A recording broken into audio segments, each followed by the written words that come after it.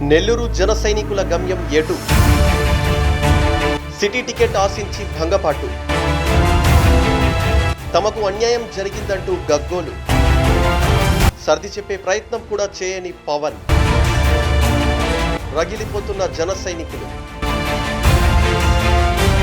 నెల్లూరు జన సైనికులను పవన్ శాంతింపచేస్తారా? వారిని బుజ్జగించే ప్రయత్నం చేస్తున్నారా? వారికి ఏదైనా భరోసా కల్పిస్తున్నారా? ఈ ప్రశ్నలకు సమాధానం లేనట్టే కనిపిస్తోంది. ఆ దిశగా జనసేననే ఎలాంటి చర్యలకు దిగలేదని తెలుస్తోంది. టీడీపీ జనసేన కూటమి తొలి జాబితా విడుదలతో రెండు పార్టీలోనూ అసంతృప్తి జ్వాలలు రేగిన సంగతి తెలిసిందే. ముఖ్యంగా జనసేన పార్టీ 24 సీట్లకే పరిమితం కావడంతో అన్యాయం జరిగిందంటూ జన సైనికులు ఆగ్రహం వ్యక్తం చేస్తున్నారు. ఇక టికెట్ రాని వారి కోపానికి అడ్డుకట్ట వేయడం జనసేన హైకమాండ్ తరం కూడా కావడం లేదు. అయితే చంద్రబాబు నిరాశ చెందిన నాయకులను బుజ్జగించే పనిలో నిమగ్నమయ్యారు.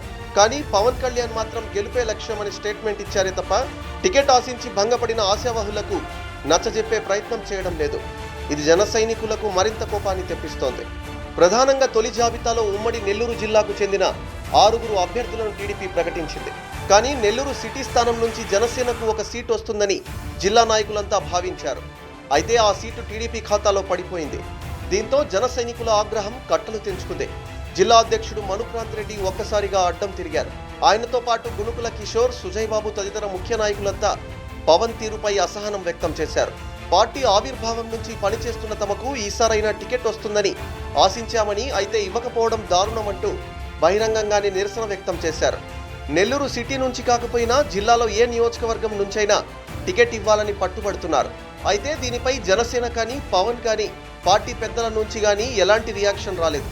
మరోవైపు చంద్రబాబు మాత్రం అలకబోనిన నాయకులతో మాట్లాడి మచ్చిక చేసుకుంటున్నారు. కానీ పవన్ కళ్యాణ్ మాత్రం ఆ దిశగా ఆలోచించడమే లేదని తెలుస్తోంది. ఒకసారి పిలిచి మాట్లాడితే జన సైనికులు మెత్తబడే అవకాశం ఉంది. టీడీపీ జనసేన కూటమి అధికారంలోకి వస్తే ఫలానా పదవి ఇస్తామని ఆఫర్ చేసి కూల్చేయొచ్చు.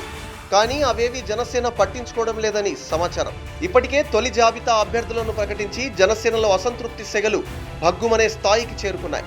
అందులో నెల్లూరు జిల్లాకు ఒక సీటు కూడా కేటాయించకపోవడంతో నెల్లూరు జన సైనికులు అగ్గి మీద గుగ్గిలమవుతున్నారు.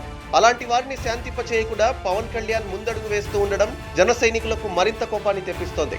ఇలాంటి పరిస్థితుల్లో జిల్లాలో పోటీ చేసే టీడీపీ అభ్యర్థులకు మిత్రపక్షమైన జన సైనికులు ఎలాంటి సహకారం అందిస్తారో వేచి చూడాలి.